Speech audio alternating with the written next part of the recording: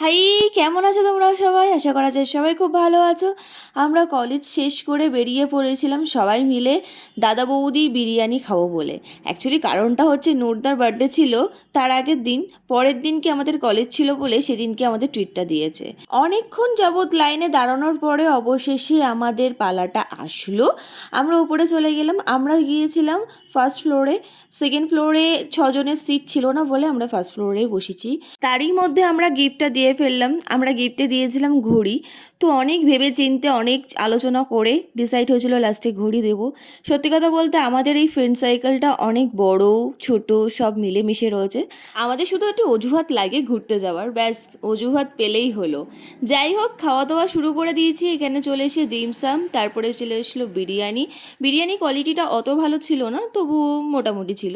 Parcel নিয়ে আসলাম বাড়িতে, আর সাথেই ব্যাগটাও কিনলাম। তোমাদের ভিডিওটা কেমন লাগলো জানিও। Bye, tata.